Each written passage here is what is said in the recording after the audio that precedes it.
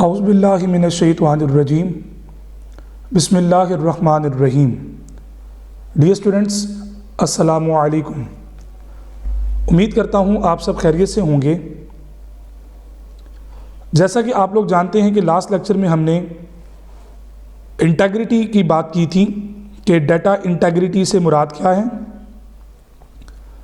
उसकी टाइप्स के नाम क्या हैं, उनका पर्पस क्या होता है और कौन कौन सी टेक्निक्स उसके लिए यूज़ की जाती हैं। इस हवाले से हमने डिटेल में बात की। आज के लेक्चर में हम डेटाबेस की बुक के चैप्टर नंबर 4 का लास्ट टॉपिक डिस्कस करेंगे, जिसका नाम है नॉर्मलाइजेशन।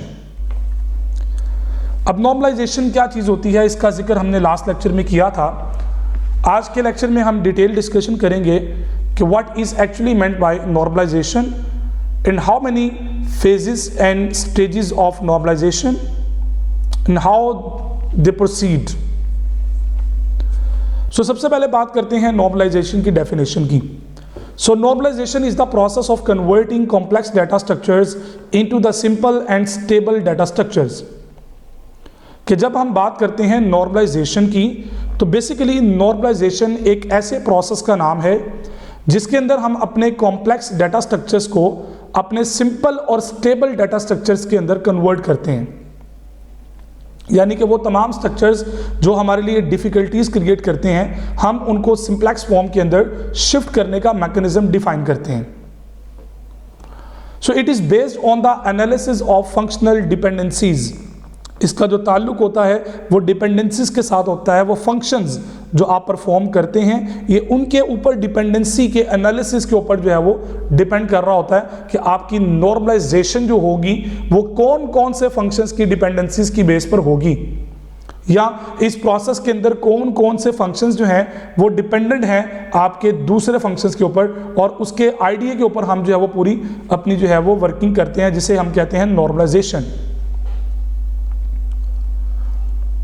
बेसिकली आपके पास नॉर्मलाइजेशन एक टेक्निक का नाम है जिसके अंदर एंटिटी को रिव्यू करते हैं to ensure that the attributes are stored where they belongs. कि जहां से एट्रीब्यूट बिलोंग कर रहा है वो वहीं पे वैल्यू स्टोर भी कर रहा है। ऐसा ना हो कि एट्रीब्यूट बिलोंग एक कैटेगरी से कर रहा है और डाटा जनाब वो बी में स्टोर कर रहा है। ये एक इंतहाई हमारा जो है वो इंपॉर्टेंट कॉन्सेप्ट है, जिसकी बेस पर आपके डाटा स्ट्रक्चर्स, जो डाटाबेस का जो स्ट्रक्चर होता है वो प्रॉपरली इंप्लीमेंट होता है। In other word, normalization is a technique for reviewing the entity to ensure that attributes are stored where the belong. जहां से वो बिलोंग करते हैं उससे रिलेटेड हैं या नहीं है, इस चीज को हम बेसिकली इंश्योर करते हैं। It is the basis for the relational database system. तो बेसिकली ये RDBMS की शुरुआत है, इब्तिदा है, या उसके बेसिक्स हैं रिलेशनल डेटाबेस मैनेजमेंट सिस्टम की। Actually normalization is the process of analysing the dependencies of attributes with an entities. Entities के अंदर जो एट्रीब्यूट्स की जो डिपेंडेंसीज होती है ना, हम उसके जो एनालाइजिंग करते हैं, उसके ऊपर जो वर्किंग करते हैं, उन डिपेंडेंसीज को रिजॉल्व करने के लिए या ओवरकम करने के लिए हमारा बेसिकली जो एनालिसिस होता है that will be called the normalization. ये बेसिकली हमारा जो प्रोसेस है जिसके अंदर हम एनालाइज करते हैं अपनी तमाम डिपेंडेंसीज को एट्रीब्यूट्स की एंटिटी के अंदर, उसे हम नॉर्मलाइजेशन कहते हैं। That will be called normalization. Attributes for each entity are checked and it is normalized। Her entity के लिए एट्रीब्यूट को चेक किया जाता है और उसको नॉर्मलाइज्ड किया जाता है। ना सिर्फ चेक किया जाता है बल्कि उसको नॉर्मलाइज्ड भी किया जाता है। अब हम बात करते हैं नॉर्मलाइजेशन के स्टेजेस की, नॉर्मलाइजेशन के स्टेप्स की, कि कौन कौन से स्टेजेस और स्टेप्स इन्वॉल्व होते हैं नॉर्मलाइजेशन के अंदर। Normalization is often accomplished in steps, each of which corresponds to a normal form। हर एक स्टेप एक नॉर्मल फॉर्म को रिप्रेजेंट करेगा। अब वो नॉर्मल फॉर्म का मतलब क्या है कि जनाब ये स्टेज 1 है, स्टेज 2 है, स्टेज 3 एंड सो ऑन। उन स्टेजेस के नाम हैं, उन स्टेजेस के प्रॉपर नेम्स हैं और उनको हम बेसिकली नॉर्मल फॉर्म्स के नाम से जानते हैं। A normal form is a state of relation that can be determined by applying the simple rules regarding the dependencies to that relation. So basically आपकी जो नॉर्मल फॉर्म है अगर हम उसको डिफाइन करें तो बेसिकली ये क्या है, ये रिलेशन का है, बेसिकली ये स्टेट करता है रिलेशन को, दैट कैन बी डिटरमिन, जो अब फाइंड किया जा सकता है, डिटरमिन किया जा सकता है, गेट किया जा सकता है by applying the simple rules. अब वो सिंपल रूल्स क्या है, डिपेंडेंसीज को चेक करने के लिए वो जो भी आप स्ट्रेटेजी अप्लाई करते हैं बेसिकली वो आपके रूल्स हैं जो आप अप्लाई करते हैं इस चीज को डिटरमिन करने के लिए कि जनाब वो स्टेट ऑफ रिलेशन क्या है। A brief description of the major steps or stages is given below. ये यहाँ पे डायग्रामेटिकली मैं आपको आगे एक्सप्लेन कर दूंगा। तो पहला है जी फर्स्ट नॉर्मल फॉर्म, देन है जी second normal form, third normal form, stage 1, stage 2, stage 3। वैसे इसकी स्टेजेस आगे और भी हैं लेकिन आमतौर पर हम 3 काउंट करते हैं, लेकिन चूंकि आप लोगों के इंटरमीडिएट लेवल पर आपकी जो कंटेंट ऑफ बुक्स हैं उसके अंदर आपकी जो चीज़ जहां तक डिफाइंड है हम अपने टॉपिक को वहीं तक बाउंड रखेंगे। अगर आप इसको फर्दर आगे लेके जाएं तो बाइट कोड भी आता है और भी काफ़ी सारे नॉर्मलाइज्ड फॉर्म है जो टेक्निक्स इस्तेमाल करते हुए आपके डाटा को नॉर्मलाइज्ड फॉर्म के अंदर स्टोर करते हैं, जो इंश्योर करते हैं कि आपका डाटा नॉर्मलाइज्ड है।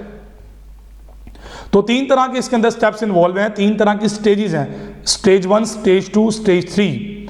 अब इन स्टेजेस को मैंने कहा कि नॉर्मल फॉर्म्स कहते हैं। तो पहली स्टेज फर्स्ट नॉर्मल फॉर्म है, second stage second normal form है और third stage third normal form है। अब इनमें से हर एक नॉर्मल फॉर्म का कोई ना कोई अपना एक नाम है, वो नाम क्या है अभी थोड़ी देर में हम उसके ऊपर डिस्कस करते हैं। सो ये देखिए डायग्रामेटिकली मैंने दिखा दिया कि सबसे पहले आपके पास जो है वो अननॉर्मलाइज्ड फॉर्म होती है। तो अननॉर्मलाइज्ड फॉर्म के अंदर हम अप्लाई करते हैं रिमूव रिपीटिंग ग्रुप्स। रेपिटेशंस को जब हम रिमूव करते हैं तो आपकी अननॉर्मलाइज्ड फॉर्म फर्स्ट नॉर्मल फॉर्म के अंदर शिफ्ट हो जाती है। रिपीटिंग ग्रुप्स को रिमूव करने से आपकी जो अननॉर्मलाइज्ड फॉर्म है वो फर्स्ट नॉर्मल फॉर्म में शिफ्ट हो जाती है। इसी तरह अगर आप फर्स्ट नॉर्मल फॉर्म में से पार्शियल डिपेंडेंसीज को रिमूव करें तो वो सेकंड फॉर्म में आ जाएंगी। अब इसी तरह आप उस सेकंड फॉर्म में से अगर आप ट्रांजिटिव डिपेंडेंसीज को रिमूव करते हैं तो ट्रांजिटिव डिपेंडेंसीज को रिमूव करने के बाद वो जो सेकंड नॉर्मल फॉर्म है वो थर्ड नॉर्मल फॉर्म में शिफ्ट हो जाएगी। इसी तरह आपकी जो बाकी अनोमलाइज हैं जो resulting from the functional dependencies, तो बाकी तमाम तरह की अनोमलाइज आप अप्लाई करते जाएंगे तो आप हायर नॉर्मलाइजेशन फॉर्म्स की तरफ मूव करते जाएंगे। लेकिन बेसिकली आपकी बेसिक 3 ही नॉर्मल फॉर्म्स होती हैं जिनके अंदर पहले आप रिपीटिंग ग्रुप्स को रिमूव करते हैं, फिर नंबर 2 पे आपके पास पार्शियल डिपेंडेंसीज की रिमूविंग होती है, थर्ड नंबर पे आपके पास जो है वो ट्रांजिटिव डिपेंडेंसीज हैं जिनको आप रिमूव करते हैं। फिर उसके बाद आप हायर लेवल पे जाते जाएंगे तो आगे एडवांस से एडवांस चीज़ें आती जाएंगी। अभी इंटरमीडिएट लेवल पे आपने जितना उसको सीखेंगे, कल को आप यूनिवर्सिटी लेवल पे जाते हैं, जब आप ग्रेजुएशन लेवल पे कंप्यूटर साइंस को पढ़ेंगे, डेटाबेस का सब्जेक्ट जब आपके सामने आएगा तो वहाँ पे आप देखोगे कि इसके अंदर 4th नॉर्मल फॉर्म भी है, 5th नॉर्मल फॉर्म भी है और उसके अपने आगे रिजल्ट्स हैं और उनकी अपने रूल्स एंड रेगुलेशंस हैं। मास्टर्स लेवल पे जाएंगे तो चीज़ें और एक्सटेंड हो जाएंगी। तो बेसिकली कहने का मतलब ये है कि आपके एक कॉमन डाटाबेस के अंदर मेजर जो बेसिकली बेसिक आपके जो बिल्डिंग ब्लॉक्स होते हैं उनके अंदर 3 नॉर्मल फॉर्म्स हैं, first normal form, second normal form and third normal forms. So these are the normal forms of normalisations. सो इस डायग्राम की मदद से आपको ये चीज़ पिक्चर क्लियर हो चुकी होगी कि नॉर्मलाइजेशन के अंदर हम क्या क्या चीज़ें इन्वॉल्व करते हैं। The next thing is what is our objective? हमारा ऑब्जेक्टिव क्या होता है इसको नॉर्मलाइज करने के लिए या नॉर्मलाइजेशन के लिए हमारा जो मकसद है वो क्या होता है, पर्पस क्या है इसका।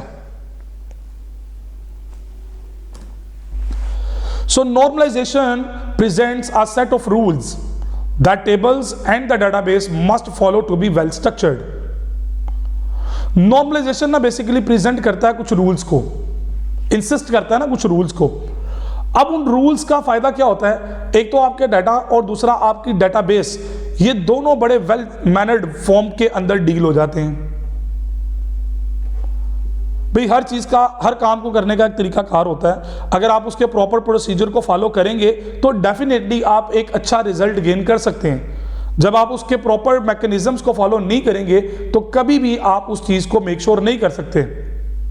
सो वेल स्ट्रक्चर्ड चीज़ें अगर आप चाहते हैं तो उसके लिए फिर आपको जो है वो रूल्स अप्लाई करने पड़ते हैं। और ये बेसिकली जो रूल्स आप अप्लाई करते हैं ना डाटा के ऊपर या डाटा बेस के ऊपर या टेबल्स के अंदर, तो बेसिकली जो रूल्स प्रेजेंटिंग हो रही है इसे हम नॉर्मलाइजेशन ही कहते हैं। That is our major objective. Historically presented as a sequence of normal forms. माजी की बात करें तो बेसिकली इसका मकसद क्या है कि ये नॉर्मल फॉर्म्स का सीक्वेंस है जो प्रेजेंट करता है। Now let's start with the first normal form. अब बात करते हैं कि जी फर्स्ट नॉर्मल फॉर्म क्या है, कौन कौन सी प्रॉब्लम्स इस नॉर्मल फॉर्म में आ सकती हैं और इनके सॉल्यूशंस क्या हैं, आप ये कैसे रिजॉल्व करते हैं। फर्स्ट नॉर्मल फॉर्म में लेके आने के लिए आप अपने फर्स्ट लेवल पे उसको ले जाने के लिए आपको डेटाबेस के साथ क्या सलूक करना पड़ता है ताकि वो फर्स्ट नॉर्मल फॉर्म में शिफ्ट हो जाए। अ table is in the first normal form if and only if. एक टेबल आपकी फर्स्ट नॉर्मल फॉर्म में तब होगी जब ये रूल अप्लाई होंगे। The domain of each attribute contain only atomic value. Atomic value से मुराद होता है कि एक सेल में एक वैल्यू हो। Favourite colour pink comma red, तो ये दो वैल्यूज हैं, एटॉमिक नहीं है। सो पहली चीज क्या है कि each attribute contains only atomic value, एक single value. Number 2, the value of each attribute contains only a single value from the domain, कि उसकी उस डोमेन से आप एक सिंगल वैल्यू स्टोर करोगे। फेवरेट कलर हमेशा एक होता है, दो नहीं होते हैं, वो फेवरेट कलर्स होते हैं। पूछा फेवरेट कलर जा रहा है, कलर्स नहीं पूछे जा रहे। बात फॉलो कर रहे हैं? So in layman's term, it means every column of your table should only contain single value. तो फर्स्ट नॉर्मल फॉर्म में आने के लिए रूल क्या डिसाइड हुआ कि अगर आप चाहते हैं कि आपकी जो टेबल है, आपकी जो डेटाबेस है, आपका जो रिलेशन है वो फर्स्ट नॉर्मल फॉर्म के अंदर आए, तो उसके लिए ज़रूरी है कि जनाब आपके डेटाबेस के अंदर कोई भी कॉलम ऐसा नहीं होगा जिसके अंदर मोर देन वन वैल्यू आए। सो एटॉमिक वैल्यू स्टोर करवाना ये बेसिक रिक्वायरमेंट है उसकी। मिसाल के तौर पर पैटर्न्स आईडी है और बोरोड बुक है। लाइब्रेरी का सिस्टम आपके सामने ज़हन में होगा। लाइब्रेरी में किताबें किस तरह आप बोरो करते हैं और वापस करते हैं। बोरो करने का मतलब होता है उधर से उधार लेके आना, उठा के लेके जाना, मतलब इशू करवा के लेके जाना। सो C45 ये जो आईडी है पैटर्न का, इसने 3 बुक्स बोरो की हैं, B33, B44, B55। अब ये एटॉमिक वैल्यू नहीं है, ये 3 वैल्यूज हैं। अब अगर हमें 45 को सर्च करना ना, 44 को, तो हमें C45 मिल रहा है, 55 के लिए भी C45 मिल रहा है, और ये तीनों एक ही सेल के अंदर है। तो इसके अंदर आपकी जो डिपेंडेंसी है ना वो प्रॉब्लम क्रिएट कर सकती है। यानी कि एक सेल में 3 वैल्यूज हैं और फर्स्ट नॉर्मल फॉर्म की प्रॉपर्टी क्या है कि एक सेल में एक वैल्यू होनी चाहिए। सो इसका हल क्या है, फर्स्ट नॉर्मल फॉर्म का सोल्यूशन क्या है कि आप हर एक को अलग अलग वैल्यू में डिफाइन कर दोगे। C45 B33 के साथ, C45 B44 के साथ, C45 B33 के साथ। आपने तीनों को 3 डिफरेंट रोज के अंदर डिस्ट्रीब्यूट कर दिया। Now you can say that all rows are different. आपकी तीनों रोज डिफरेंस है। क्यों डिफरेंट है? जनाब बोरोड बुक के कोड तीनों के अंदर डिफरेंट है। तो आपकी प्राइमरी की बुक बोरोड के ऊपर लग सकती है, कोड के ऊपर लग सकती है, आईडी के ऊपर नहीं लग सकती। फॉर एन एयरलाइन, एक और एग्जांपल कोड कर रहा हूं कि फ्लाइट UA59, उसकी जो वर्किंग है डेज है वो क्या है जी, मंडे वेडनेसडे फ्राइडे 3 है, और UA73 के 5 है। तो बेसिकली तो ये डुप्लीकेशंस आ गई ना, मतलब एक रो के अंदर या एक एट्रीब्यूट में एटॉमिक वैल्यू नहीं है। और हमने फर्स्ट नॉर्मल फॉर्म के लिए रूल अप्लाई किया कि हर एक सेल के अंदर एक एटॉमिक सिंगल वैल्यू होनी चाहिए। सो उसका सॉल्यूशन क्या है? सेपरेट कर दो। आपने उसको सेपरेट कर दिया। सेपरेट करने से आपकी फर्स्ट नॉर्मल फॉर्म का सॉल्यूशन प्रोवाइड हो गया। सेकंड नंबर पे आपके पास जो है हमने बात की कि सेकंड नॉर्मल फॉर्म में आने के लिए पार्शियल डिपेंडेंसीज को रिमूव करना है। सो पार्शियल डिपेंडेंसीज तब रिमूव करें जब हमें पता हो कि पार्शियल डिपेंडेंसीज होती क्या है। सो पहले बात करते हैं कि what is meant by the partial dependencies. So the most important concept in relational database design is functional dependency. आपके RDBMS के अंदर सबसे इंपॉर्टेंट जो कॉन्सेप्ट है वो कौन सा है? Functional dependency. कि डिपेंडेंसी फंक्शनल कौन कौन सी हैं या कौन कौन सी फंक्शनल डिपेंडेंसीज हैं। It describes the relationship between the attributes of the relation. Basically ये आपके रिलेशन के एट्रीब्यूट्स के दरमियान जो रिलेशनशिप है ना, ये बेसिकली उनको डिस्क्राइब करता है। याद रखिएगा मैं वर्ड एट्रीब्यूट यूज कर रहा हूं, मैं एंटिटीज यूज नहीं कर रहा। Relationship between the attributes, attributes के दरमियान जो रिलेशन है ना, ये बेसिकली उसको डिफाइन कर रहा होता है। भाई आप नेम किसी का पूछ रहे हैं, किसका नेम पूछ रहे हैं? जिसका रोल नंबर ये है, या रोल नंबर किसी नाम के ऊपर असाइन होता है, ठीक है ना। तो these are called functional dependencies. Suppose we know that the value of one attribute, then we can obtain the value of another attribute of the relation. Basically क्या है, अगर आपके पास एक एट्रीब्यूट की वैल्यू मौजूद है ना, तो आप उसकी बेस पर दूसरे की वैल्यू को ऑब्टेन कर सकते हैं। That will be called, if A and B are attributes of a relation R. मिसाल के तौर पर जी आपके पास ए और बी एक रिलेशन आर है, टेबल है, उसके एट्रीब्यूट है। We say that B is functionally dependent on A if each value of A in R has associated with is exactly one value of B। तो बेसिकली अगर आपकी A की value B के ऊपर exactly 1 के साथ linked है, associated है, तो जनाब इसका मतलब फिर क्या वो फंक्शनल डिपेंडेंट है।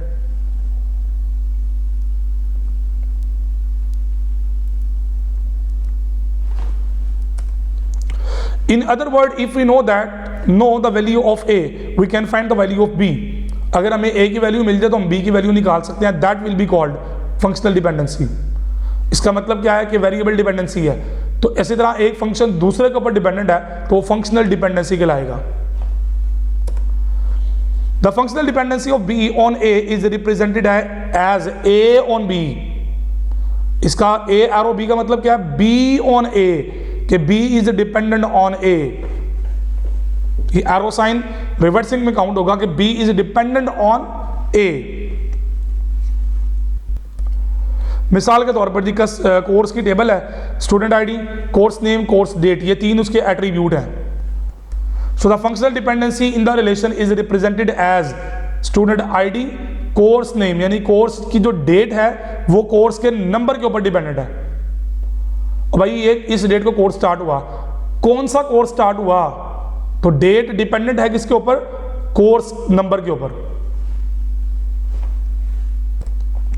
The attributes on the left hand side of arrow are called determinant. जो लेफ्ट साइड पे वेरिएबल होता है या एट्रीब्यूट होता है उसे हम डिटर्मिनेंट कहते हैं। डिटर्मिनेंट्स ये वो हैं जो डिटर्मिनेंट्स हैं। फंक्शनल डिपेंडेंसी के अंदर एक और कॉन्सेप्ट आता है जी, पार्शियल फंक्शनल डिपेंडेंसी। पार्शियल कहते हैं टुकड़ों को, तो कुछ हिस्सा फंक्शनल डिपेंडेंसीज का कुछ हिस्सा फंक्शनल डिपेंडेंट है। A dependency in which one or more non key attributes are functional dependent on part of a primary key is known as partial functional dependency. एक ऐसी डिपेंडेंसी जिसमें एक या एक से ज्यादा नॉन की एट्रीब्यूट्स होते हैं वो फंक्शनल डिपेंडेंट होते हैं प्राइमरी की के पार्ट के ऊपर, that will be called the partial functional dependency. The partial functional dependency creates a problem of data redundancy in the relation. ये रिलेशन के अंदर डाटा रिडंडेंसी की प्रॉब्लम क्रिएट कर देता है, which results in anomalies when the relation is updated।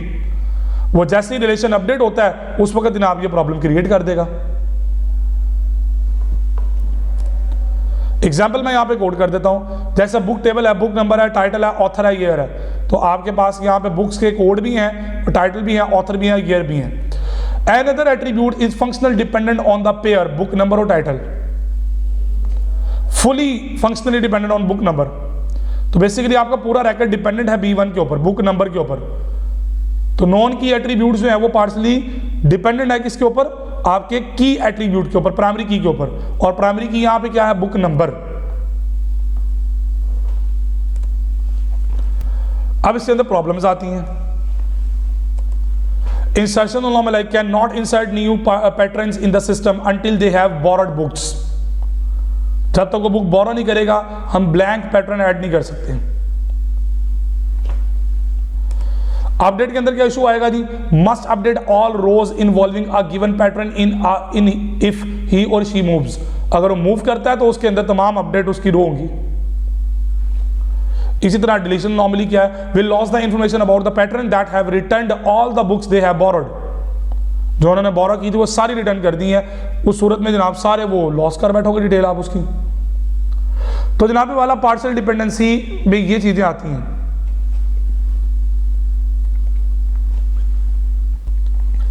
अब हम बात करते हैं सेकंड नॉर्मल फॉर्म की, क्योंकि सेकंड नॉर्मल फॉर्म के लिए रिक्वायर्ड क्या है, पार्शियल डिपेंडेंसी की removing.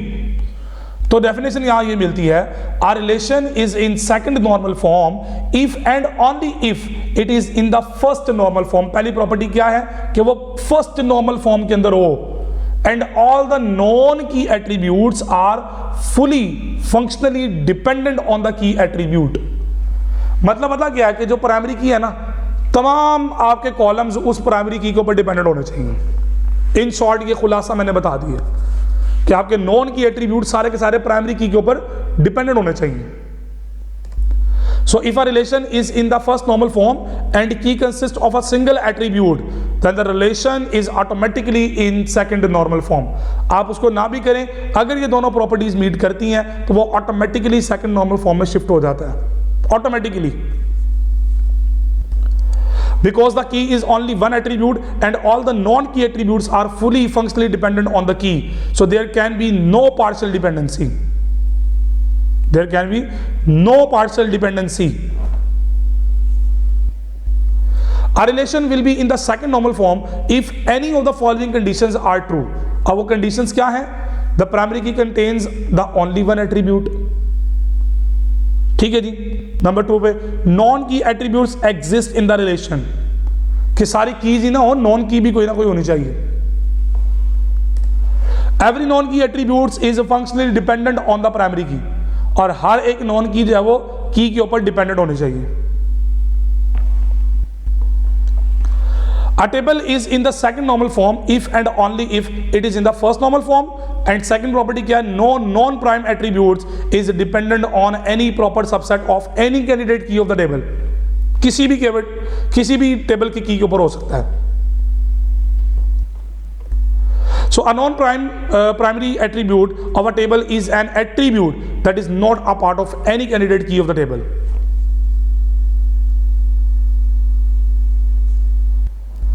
So a candidate key is a minimal super key, कम से कम वाली minimal. So that will be called second normal form. Example देख लीजिए आपके पास क्या, library allows the patron to request the books that are currently out.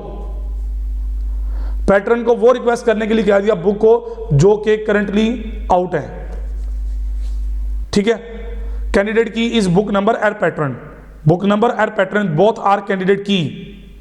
ठीक है, we have patron dependent, यानी कि phone number is dependent on pattern.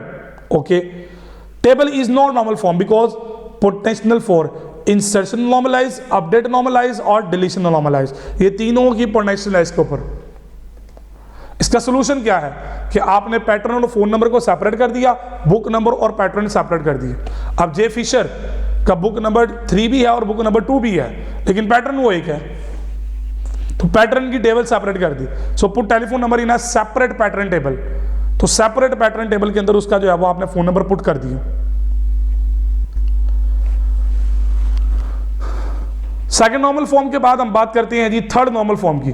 तो थर्ड नॉर्मल फॉर्म है वो तब आएगा ना जब तमाम ट्रांजिटिव डिपेंडेंसीज को रिमूव करेंगे आप। So a functional dependency between two or more non-key attributes in a relation is called transitive dependency। यानी कि दो या दो से ज्यादा नॉन की, पहले तो था ना नॉन की के ऊपर डिपेंडेंट थी, यहां पे क्या है नॉन की के साथ डिपेंडेंट है।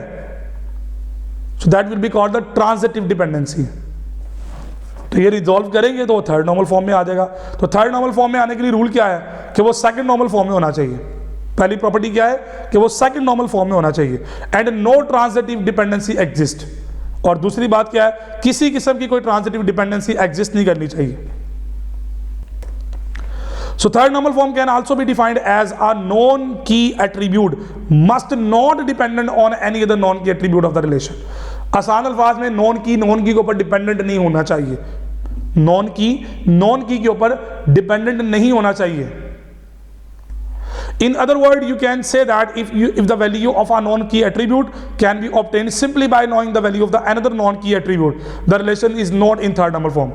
अगर आप एक वेरिएबल की एक एट्रीब्यूट की वैल्यू दूसरे एट्रीब्यूट की वजह से मालूम कर सकते हो जबकि दोनों नॉन कीज हैं, तो आप ये ज़हन में रख लें कि आपकी टेबल थर्ड नॉर्मल फॉर्म में नहीं है। आपकी टेबल थर्ड नॉर्मल फॉर्म में नहीं है।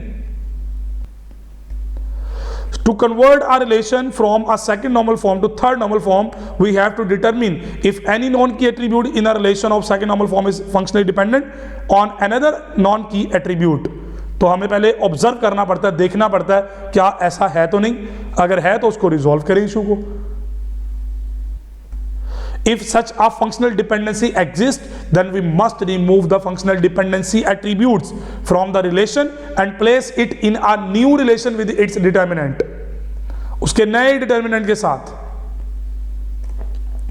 एग्जाम्पल देख लीजिए टेबल बोरो बुक की, बुक नंबर है, पैटर्न एड्रेस और ड्यू है, ड्यू डेट आ रही है। So candidate key is book number, address is dependent on pattern, दोनों नॉन की एट्रीब्यूट है, दोनों। So put address in separate pattern table. तो आपने क्या किया, नॉन की एट्रीब्यूट्स उठाए, दोनों सेपरेट ले गए, दोनों को सेपरेट कर दिया, तो आपकी ट्रांजिटिव डिपेंडेंसी खत्म हो गई। जब ट्रांजिटिव डिपेंडेंसी खत्म हो गई तो इसका मतलब क्या हुआ कि जनाब आपका जो टेबल है वो थर्ड नॉर्मल फॉर्म में शिफ्ट हो गई है। इसका मतलब है कि वो थर्ड नॉर्मल फॉर्म में शिफ्ट हो चुका है। एक और एग्जांपल यहां पे कोट करता हूं, टूर्नामेंट विनर की। टूर्नामेंट्स हैं, ईयर्स है, विनर है, डीओबी है। अब आप देखें कैंडिडेट की इसके अंदर टूर्नामेंट है और ईयर है, ये दो हैं जो प्राइमरी की के तौर पे आ सकते हैं। अब डेट ऑफ बर्थ डिपेंडेंट है विनर के ऊपर, दोनों नॉन की हैं, दोनों नॉन की एट्रीब्यूट्स हैं, तो इसका हल क्या निकालेंगे, दोनों को सेपरेट कर देंगे। सो फाइनली आज के लेक्चर में हमने अपने नॉर्मलाइजेशन के कॉन्सेप्ट को देखा कि नॉर्मलाइजेशन क्या होती है, नॉर्मलाइजेशन के स्टेजेस क्या हैं। फर्स्ट नॉर्मल फॉर्म के अंदर हम रिपीटिंग ग्रुप्स को रिमूव करते हैं, सेकंड नॉर्मल फॉर्म के अंदर हम जो है वो अपनी पार्शियल डिपेंडेंसीज को रिमूव करते हैं, थर्ड नॉर्मल फॉर्म के अंदर हम जो है वो ट्रांजिटिव डिपेंडेंसीज को रिमूव करते हैं। सो उम्मीद करता हूं कि आज के लेक्चर को आप लोगों ने एंजॉय किया होगा, काफी इंफॉर्मेटिव आज का लेक्चर था। तो बहुत सारी दुआओं में याद रखिएगा, अपना बहुत सारा ख्याल रखिए, अपने कॉन्सेप्ट्स को मैच्योर किया करें। डेटाबेस की बुक का चैप्टर नंबर 4 का आज लास्ट लेक्चर था जिसके अंदर हमने अपनी बेसिक कॉन्सेप्ट्स को मैच्योर किया। इसके बाद के जितने चैप्टर्स हैं वो सारे प्रैक्टिकल वर्क के हैं जो कि जिनका एग्जाम से कोई ताल्लुक नहीं है। आपकी बुक के अंदर पूरे उसके पैटर्न्स और प्रोसीजर्स और हर एक चीज मेंशन्ड है। आप उसको as per your need, as per your requirement उसको प्रैक्टिस कर सकते हैं फॉर योर इंफॉर्मेशन, क्योंकि नॉलेज को हमेशा सीखना चाहिए। अपना बहुत सारा ख्याल रखिएगा, दुआ में याद रखिएगा। अल्लाह हाफिज।